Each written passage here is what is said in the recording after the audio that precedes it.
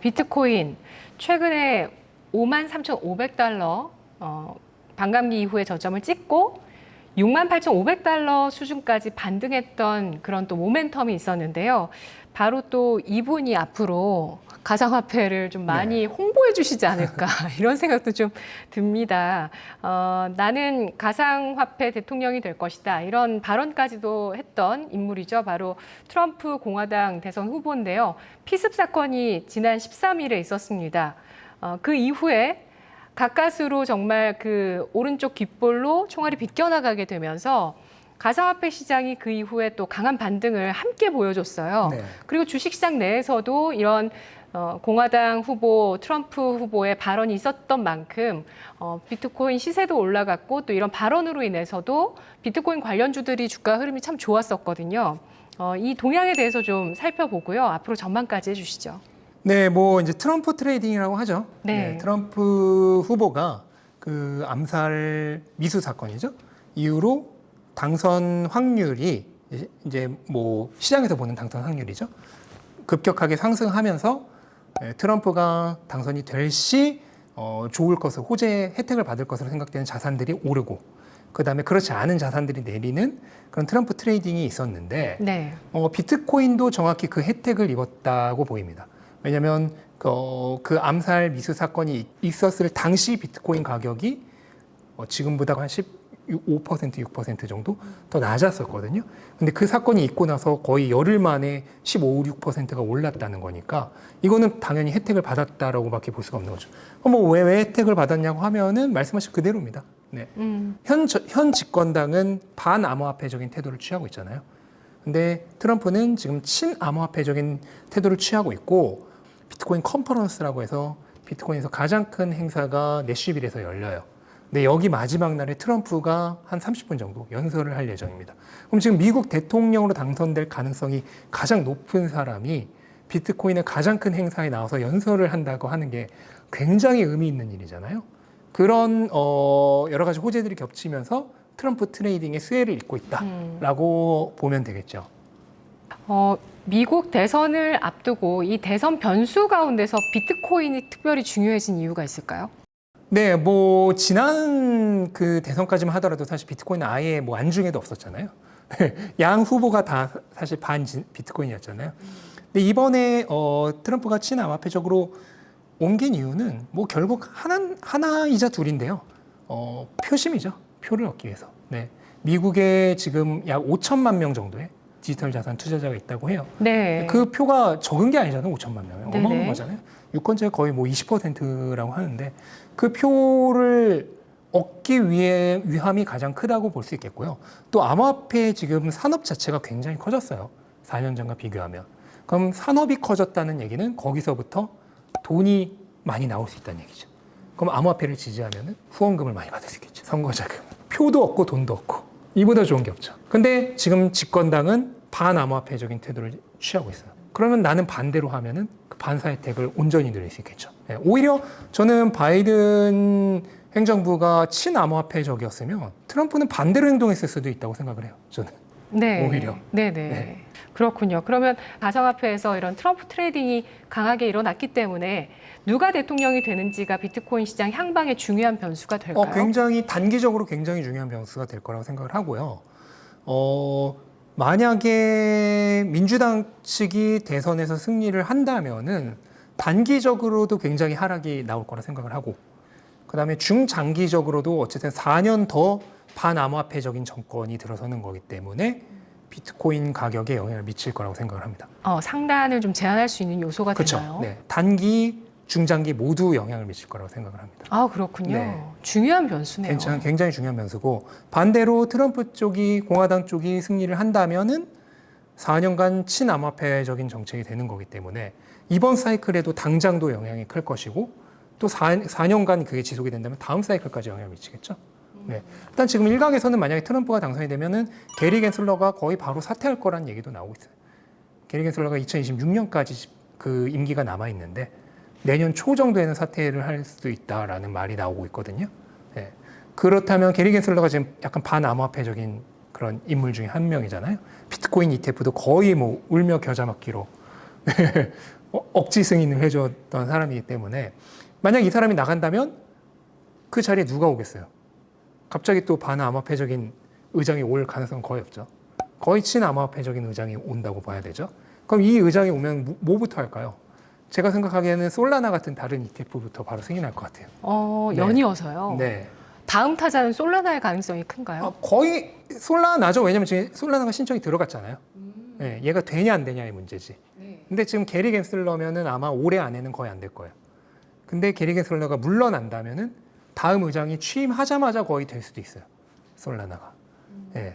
그렇다면은 만약 이번 사이클 내에서 민주당 집권이면은 이더리움 이후에는 이번 사이클에서는 다른 ETF는 없을 가능성이 있는데 만약 공화당이 되면 뭐 솔라나든 그 위에 뭐 다른 뭐 아발란치부터 시작해서 다른 ETF들도 연달아 승인될 가능성이 있죠.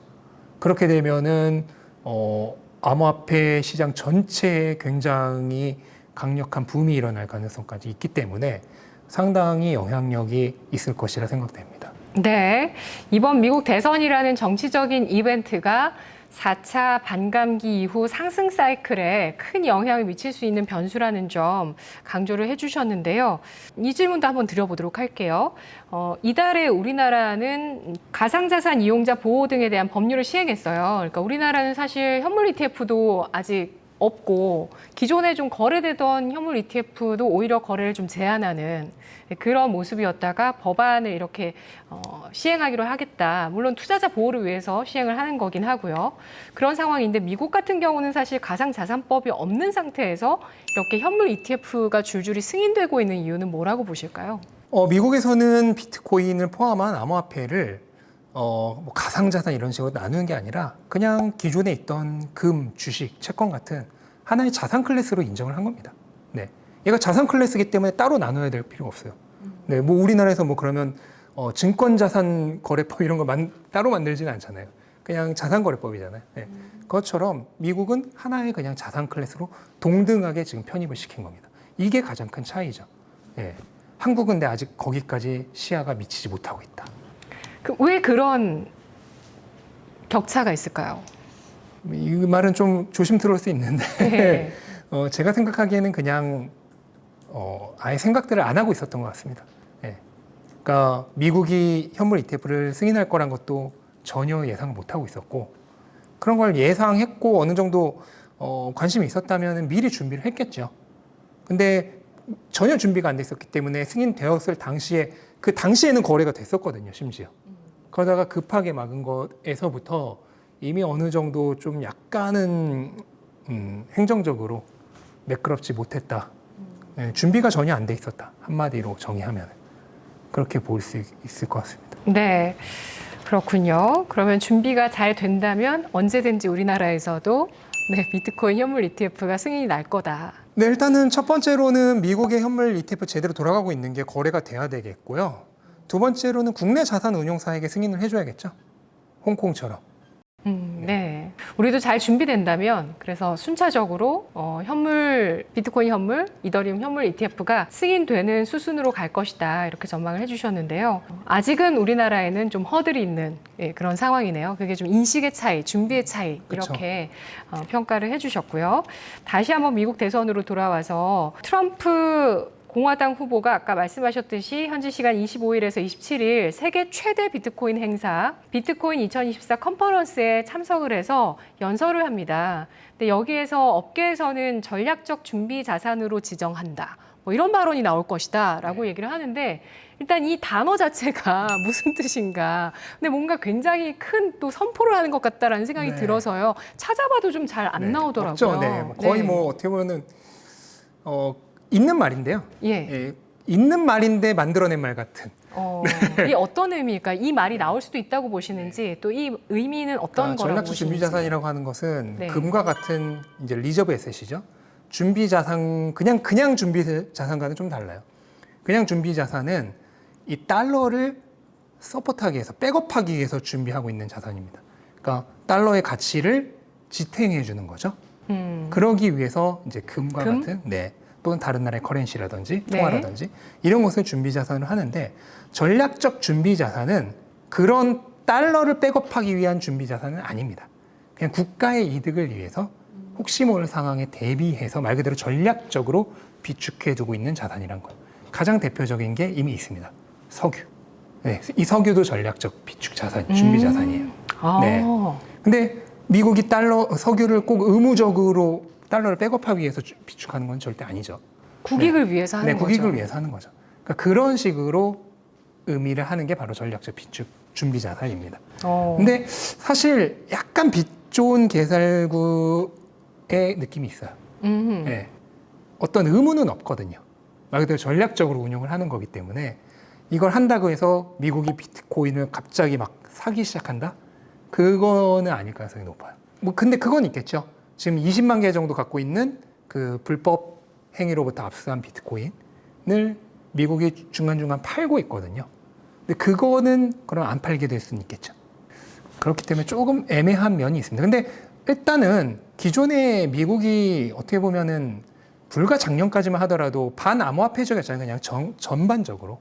네, 정치에서도 반암호화폐적이고 규제 면에서도 반암호화폐적이고 금융 면에서도 반암호화폐적이었는데 금융 쪽에서는 일단은 반은 돌아섰죠. 현물 ETF가 들어오면서. 근데 아직 은행권에서는 안 돌아섰어요. 반만 돌아선 거죠. 그런데 만약에 전략적 준비 자산이 된다면은 그 자체로 상징적인 의미가 있는 거죠.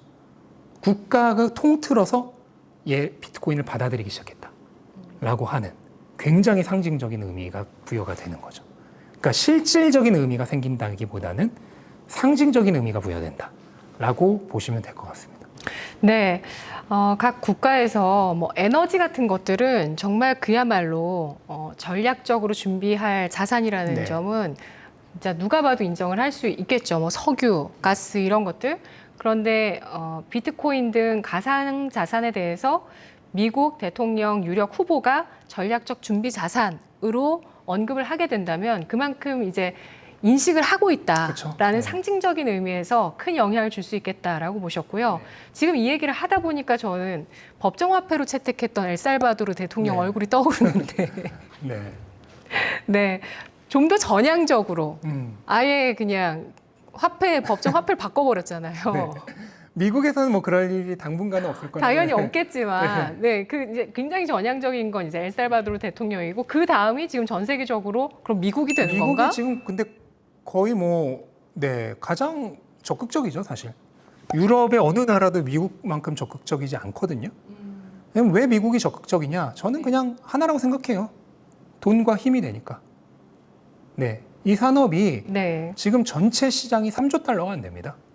전체 시장이 3조 달러가 안 된다는 것은 지금 미국에 이미 3조 달러 기업이 3개나 있잖아요. 네. 좀 왔다 갔다 하긴 하지만 어쨌든 네, 3개나 네. 있잖아요. 네. 그 미국에 3개나 있는 3조 달러 기업 하나만큼도 안 된다는 거예요. 전체 시장 다 합쳐봐요. 근데 이 시장이 앞으로 계속해서 커나갈 겁니다. 왜냐하면 지금 보급률이 2000년도 인터넷 수준밖에 안 돼요. 24년 전 인터넷 수준밖에 안 된다고. 근데 보급률은 계속해서 증가하고 있어요. 그럼 얘가 계속해서 보급률이 채택이 이루어지게 되면은 향후 시장 자체가 기하급수적으로 성장을 할 거 아니에요. 채택이 이루어짐에 따라서. 그러면 이제 3조 달러도 안 되는 이 시장이 앞으로 10조 달러를 넘어갈 거고 언젠간 금을 넘어갈 거고 수십조 달러가 될 건데 이거를 선점하지 않을 이유가 없죠. 안 된다고 하더라도 충분히 걸어볼 만한 베팅이죠. 그렇기 때문에 지금 미국은 어떻게 보면 블루오션인 거예요. 완전한 블루오션. 다른 자산시장은 전부 레드오션이잖아요. 근데 얘는 최고의 블루오션인 거예요. 이거를 선점 안 할 이유가 전혀 없어요. 근데 왜 다른 나라들은 그럼 이걸 선점을 안 하냐? 네. 쉽지 않아요. 엘살바도르처럼 어떻게 보면 그렇게 독단적으로 할 수 있는 국가가 아니면은 다른 사람들을 다 설득해가지고 막 이거를 한다는 게 이거 안 돼요. 안 되는데 미국은 그 돈과 힘이 되면 뭐든지 하는 좀 그런 국가적인 성향이 있잖아요. 그게 있기 때문에 미국은 지금 그게 가능한 거죠. 엘살바도르 대통령은 잘한 선택이라고 생각하세요? 저는 엄청난 선택이라고 생각을 합니다. 반대로 독일 같은 나라는 나중에 땅을 치고 후회를 하겠지. 독일은 이미 금에서도 같은 실수를 했어요. 예전에 금이 최고 저점이었을 때 팔았던 역사가 있습니다. 이미. 네. 아까 초반부에 언급했었던 독일 정부의 비트코인 네. 5만 개 매도 이슈를 가지고 그것도 이번 설명해 사이클 주시는 그 53,500달러의 최저점이었죠. 아, 그래요? 그때 팔았죠, 독일이. 네. 인플레이션을 크게 경험했던 국가인데, 또 그 화폐 가치의 하락을 너무나 뼈저리게 잘 아는 국가인데, 참 또 이런 선택을 하는구나 싶은 생각이 드네요. 근데 결국은 그 국가라고 하는 것은 한 사람이 움직이는 게 아니기 때문에 이게 어떻게 할 수 없는 면이 있다라고 생각을 해요. 네. 국가에서 지금 돈이 필요한데 팔 수 있는 거 다 팔아. 하다 보면은 뭐 비트코인 판다고 하더라도 뭐 그거를 갑자기 제동을 걸고 반대해서 뭐 하는 게 거의 불가능한 거죠. 네. 네. 아까 미국에서 비트코인에 대해서 관심을 가지는 이유, 비트코인 등 가상화폐에 투자하는 투자자 수 말씀해 주시고, 그리고 또 유력 공화당의 대선 후보가 이렇게 비트코인에 대해서 인식을 전향적으로 바꿨습니다. 원래는 반대하는 입장에서 네. 전향적으로 바꿔서 이번 2024 비트코인 컨퍼런스에 참석을 하게 되는데, 이렇게 관심을 가지는 이유가 돈과 힘 때문이다라고 얘기를 해주셨거든요. 이걸 좀 이해하고 체감하기 위해서 수치를 좀 더 알아보면 이 행사 자체가 정말 어마어마하다면서요. 그거 좀 조금 알아볼게요. 네, 일단은 지금 기본 참석표 자체가 한 한화로는 60에서 70만 원 정도 하고요. 네. 그다음에 여러 행사에 참석할 수 있는 조금 이제 업그레이드된 표 같은 경우에는 한 500만 원 정도 합니다. 그다음에 그거보다 더 상위의 표 같은 경우에는 좀 앞자리나 좋은 자리에 앉을 수 있는 거죠. 그런 같은 경우에는 이미 뭐 1,000만 원대가 넘어가는 가격을 하는데도 이제 좋은 표 같은 경우에는 매진이 된 상태고, 그다음에 이번에 트럼프가 연설할 때와 같은 그런 VIP 참석 자리는 한화로는 10억이 넘는다고 합니다. 참석표 자체가. 너무 격차가 너무 네. 큰데요. 근데 그건 이제 정치적 후원성 기금으로 들어가요. 네. 그렇기 때문에 여기서부터 이미 돈이 된다는 게 나오는 거죠. 네, 코인 투자자들은 또 이 트럼프 후보의 컨퍼런스 참석에 대해서 또 두 손 들고 환영하는 입장일 것 같습니다. 그렇죠. 네. 일단은 당장 이번 11월에 대통령이 될 확률이 어쨌든 현재로서는 가장 높잖아요. 그런 사람이 비트코인을 어떻게 보면 옹호하는 자리에 오는 거잖아요. 와서 친암호화폐적인 발언을 한다는 것 자체가 그것 자체로 엄청나게 상징적인 의미를 가지고요.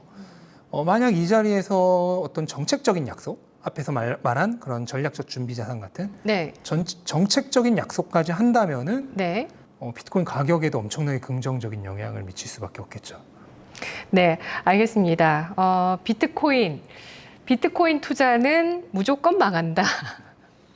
이거는 뭐 주식도 그렇게 또 똑같이 얘기하시는 분 여전히 지금도 계세요. 그러니까 똑같은 자산을 놓고도, 그리고 똑같이 어떤 수익률이 좋은 펀드가 있어도 투자자들 가운데서 수익 보는 투자자는 좀 한정적이고 제한적이고요. 아무리 추세를 형성하고 있는 그런 뭐 주식이나 자산이더라도 정말 그 큰 뭐 손실을 보신다든지 큰 아픔을 겪는 경우가 많기 때문에, 또 우리한테 익숙하지 않기 때문에 이런 얘기가 나오지 않나 싶고요. 이건 이제 저희가 이렇게 또 뽑았지만 다른 헤드라인 보셔도 2주 전에 나온 또 제이모 언론사의 헤드라인도 비트코인은 바보나 산다. 뭐 모건이겠죠. 그리고 뒤에 화폐를 믿는 게 더 멍청하다, 이런 반론까지 붙여서 헤드라인이 나오기도 했는데, 이 가상자산에 대해서 투자를 할 때 망하지 않기 위해서는 어떻게 하는 것이 좋은가, 장기 투자가 답일까, 여러 일단은, 얘기들이 있어요. 네, 비트코인에 지금 3년 이상 투자해서 손해를 본 사람은 아무도 없습니다. 왜냐하면 사이클이 4년씩 반복이 되는데 한 3년쯤 되면은 전의 가격을 무조건 넘거든요. 안 그랬던 역사가 한 번도 없기 때문에 비트코인을 그냥 사서 3년 동안 들고 있으면 손해를 볼 일이 없어요. 그러니까 사이클을 타면서 계속 레벨업을 해나가는 자산이란 말씀이시네요. 그렇죠. 근데 이제 왜 손해를 보냐면은 가격이 떨어질 때 손실을 보고 팔고. 파는 거죠. 예. 네. 그렇게 단기 투자를 하고 또는 알트코인. 예. 그것도 이제 흔히 말하는 득보 알트코인에 투자를 하면서 손실을 보시는 거고, 비트코인을 산다면 그냥 사놓고 아무것도 안 해도 3년만 지나면 손해 볼 일이 여지껏 한 번도 없었습니다. 또 선물. 그렇죠. 코인 선물 투자하시는 분들. 선물 투자 같은 거. 네. 그리고 뭐 코인은 개인도 뭐 옵션 투자 같은 게 가능하니까. 네. 그럼 파생상품 투자, 레버리지 투자를 네. 하다가 손해를 보는 거죠. 정상적으로 투자를 하면은 손해를 볼 일이 없다. 비트코인에 한해서. 네. 다만 어쨌든 3년이라고 하는 시간이 짧은 건 아니잖아요. 요즘이면 군대 2번도 갔다 오는 시간이잖아요. 군대 2번 생각해 보세요. 결코 짧은 시간이 아니죠. 그 시간 동안 어쨌든 뭐 손실을 보고 있을 가능성이 있다라고 하는 것은 개인 투자자분들에게 힘든 시간이 될 수 있어요. 그렇기 때문에 조금 더 지능적으로 현명하게 투자를 한다면 비트코인은 반감기를 기준으로 4년 사이클이 반복된다는 것을 이제 착안을 해야죠. 그 부분에. 그래서 제가 책에도 적었잖아요. 비트코인 슈퍼 사이클. 사이클을 타는 투자를 하는 방법. 그래서 그 방법이라고 하는 것은 뭐냐면 비트코인 사이클은 3년 상승, 1년 하락의 사이클을 반복합니다. 그럼 여기서 힌트가 나오죠. 3년 상승하는 초기에 들어가서 그 3년 상승의 후반부에 나오면 되겠죠? 네. 그리고 나머지 1년은 그냥 가만히 있으면 되는 거예요. 이 방법을 하면 되는 거예요. 그러면 그걸 어떻게 하냐라고 물으시면은 쉽습니다. 2025년 말에 이번 사이클이 끝날 것으로 예상이 되거든요. 그러면 2026년이 하락장이 되겠죠? 그럼 또 언제부터 상승장이 시작되냐? 2027년, 8년, 9년이 될 거예요. 예.